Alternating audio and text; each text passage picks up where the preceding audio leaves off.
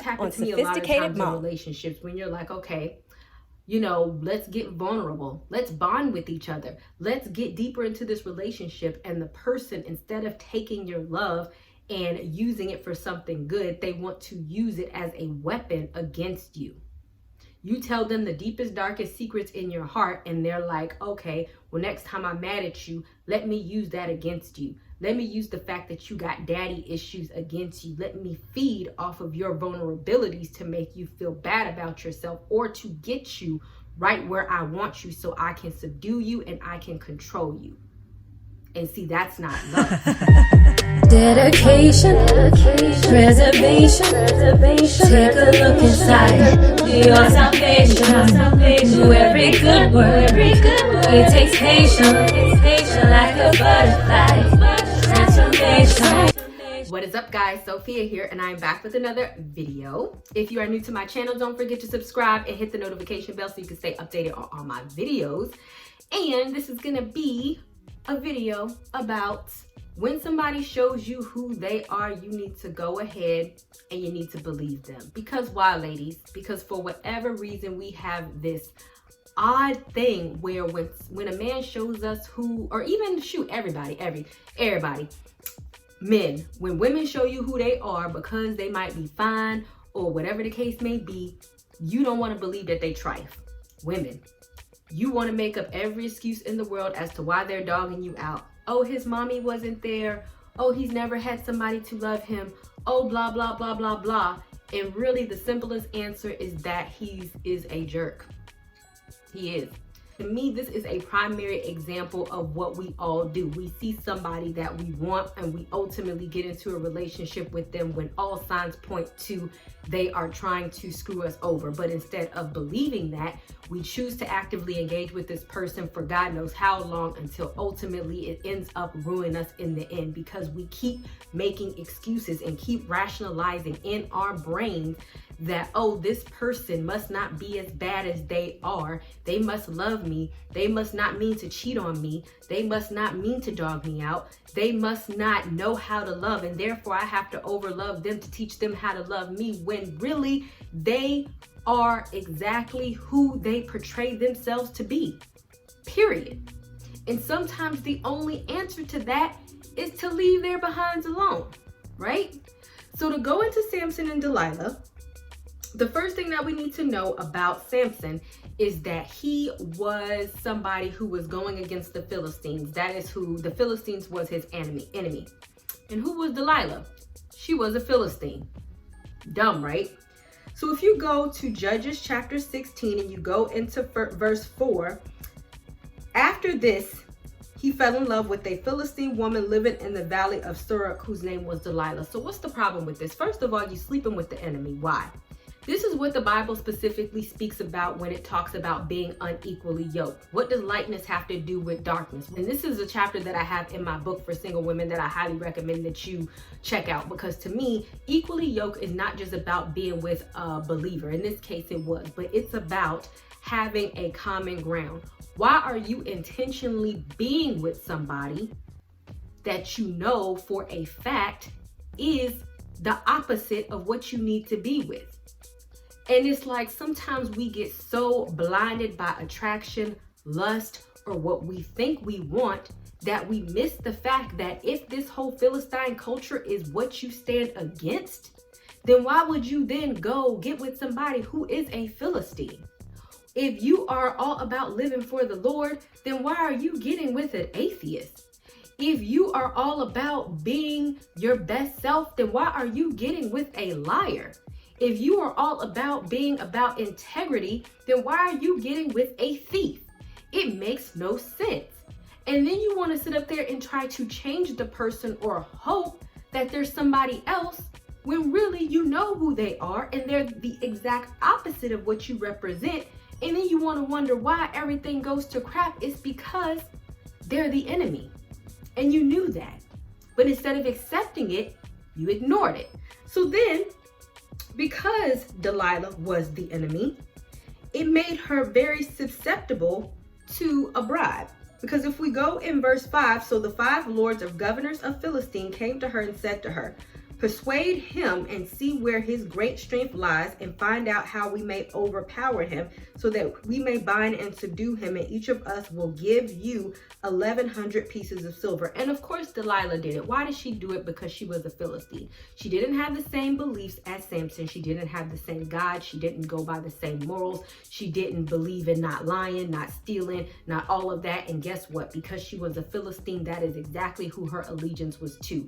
She did not understand the morals in which the Jewish people fell under. And Samson got his power from God. God had specifically gifted him with the strength that he had, but she didn't fall under that law. She didn't know that God of Israel. She didn't care. Well, so she went with what was selfish or what was known to her, and she followed what she knew, and that was the enemy, what was easy to her.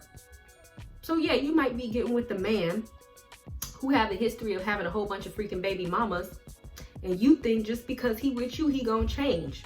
Why? He have a history of having a whole bunch of baby mamas and leaving them. And then, so it's like, are you gonna be shocked if he leaves you too, and after making you his 10th baby mama? If a man does not take care of his children that he already has, why are you gonna have children with him, right?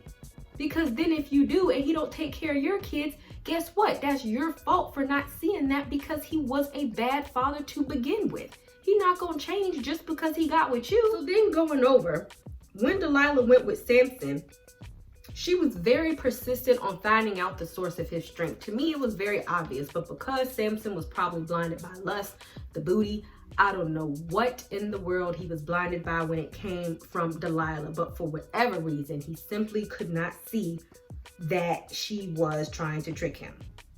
So in verse 6, she says, "Where does your strength lie?" And then he said, "If you bound me with fresh cords that have not been dried, then I will be weak like any other man." Then the Philistine lords brought her 7 fresh cords that had not been dried, and she bound them. And of course they didn't work. And then instead of him saying that she bound him with 7 cords and him being suspicious, literally, Delilah said, "See, now you have mocked me and told me lies. Please tell me truthfully how you may be bound." Common sense should have told him, why are you trying to bound me? Why do you want me to lose my strength? But no. He said to her, "If they bind me tightly with new ropes that have been used, then I will be as weak as any man." So this continues. She did that. Of course, that did not work. And then she goes upon this thing again, crying and carrying on. So here's 2 times where Delilah has shown Samson who she is, but he don't want to believe that. So what is the person that you're with showing you? Has he cheated on you multiple times and he came and apologized and been like, "Oh, I love you, and if you love me, you'll forgive me," and you doing it? Why? When he's showing you who he is and he keep doing the same thing. Or if he keeps emotionally abusing you and treating you like crap, and you tell him, "Okay, I need you to treat me differently. I need you to commit to me. I need you to respect me. I need you to give me more of your time," but he keeps prioritizing other people. He's shown you who he is. How many times are we gonna go around the same circle? How many times are we gonna do this? Stop rationalizing that they're different when really they're not. They're exactly who they pretend to be. And more than anything, as the case with Delilah, stop paying attention to what people say and start paying attention to what they do.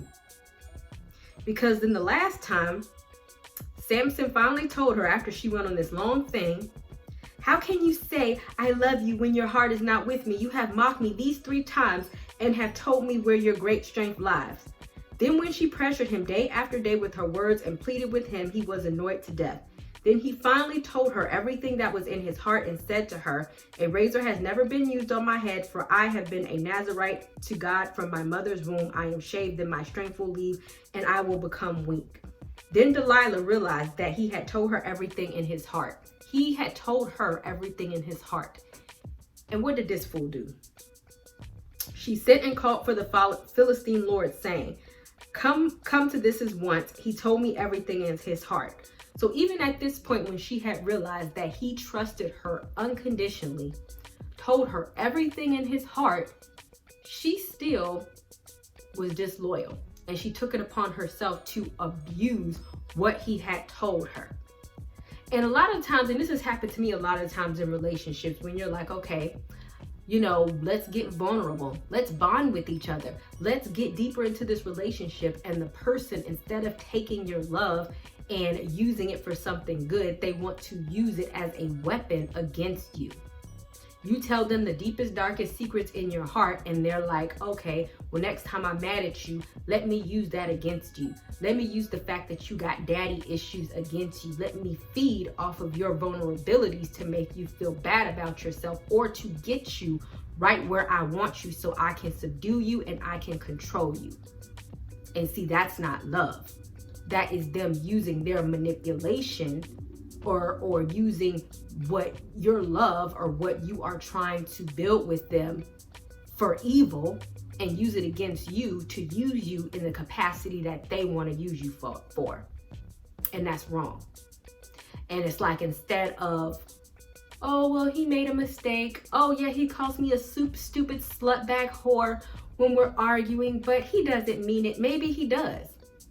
Maybe when you told him that your dad abandoned you and that you have abandonment issues, and every time y'all fight, he walking out the door triggers your abandonment issues. Maybe he keeps doing it because he knows it triggers your abandonment issues, and that's just the type of person that he is.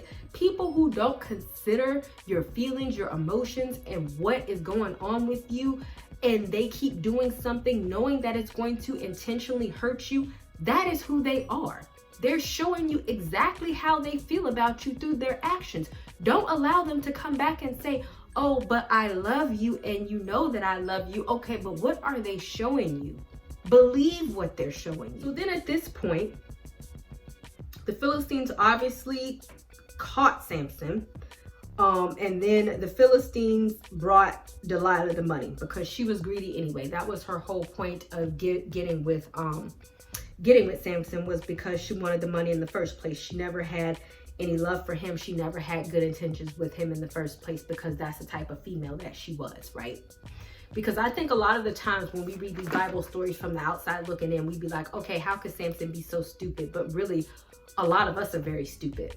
A lot of us get with people knowing and seeing how they are, but we want to make excuses for who they are. And we also think that we can change them because we're going to be different, because we're going to love them different, because we can provide the ultimate healing that nobody has ever provided. And when they get with us, everything's going to be an ultimate 360 and they're going to become somebody new.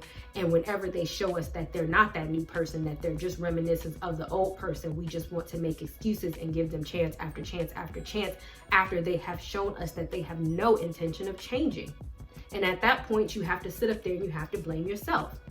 If Samson lied to Delilah 3 times, saying what the source of his strength was, and he saw that this chick was sitting up there trying to trick him, instead of him seeing that, he continuously fed into her because he did not see Delilah for who she was. She was a Philistine enemy that did not have the same values and God as he had, and she was going to do whatever she had to do for her, not for him. She was not for him. And so that's what you have to start to realize, in my opinion, before you get into a relationship. Don't just rush willy-nilly into a relationship with somebody without really getting to know them and their intentions for you. Don't rush having sex with them without getting to know them and their intentions for you. Because then if they show you that they're a freaking Delilah and you're sitting up there wondering, oh my goodness, is it gonna get better? Are things gonna change? What happened? What happened is that you sat up there and you decided to be a daggone fool by not opening up your eyes and seeing the person for what they really are. Instead, you put out your own perception on what you want them to be, because you might be blinded by the sex. You might be blinded by their six-pack. You might be blinded by the money. You might be blinded by their false promises that they're teaching you. And you might not see that who they are is not good for you. Thus, you are therefore wasting your time with somebody who does not deserve to be in your life. And ultimately, you are causing yourself more damage in the process. Because ultimately, if Samson had not met Delilah, he might have met somebody else, somebody better, and he would not have ended up a prisoner. Consequences are always going to pursue when you invite unworthy people in your life, and God keeps showing you who they are, and you keep saying, well, I'm a Christian or I'm whatever, and I'm going to choose to forgive them and pretend like I don't see that they're a complete jerk and they have no good means for me. Stop doing that. My intention for you, because honestly, I get a lot of questions of people or women, and I love y'all because I definitely have been there, of women going through situations like this where they just explain these horrific situations of the way these men are treating them, and for whatever reason they want to know my answer of what they should do. Leave them alone. The man is a jerk. How can I change his mind? How can I reattract? How can I make him love me? How can I make him see? How can I make him do? How can I make him change? Why won't he? Because he is who the freak he is. Pray for him, release him to the good Lord, and pray that the Lord does a good work with him aside, away from you, and you go about your business and allow him to go about his. Because if at this point, if you keep inviting this person in your life and you keep getting damaged by the situation, then guess what? It's your fault, because you refuse to see and you're just allowing this to continuously happen, and you're like, I don't know why. You do know why. You just don't want to accept it. All right. Thank you guys so much for watching. Don't forget to subscribe, and don't forget to check the description box where I put a lot of stuff in there, including my Patreon, where I talk about all things leveling up your life, including even your dating life. So don't forget to check that out, and I will see you guys another day, another time. Bye, y'all.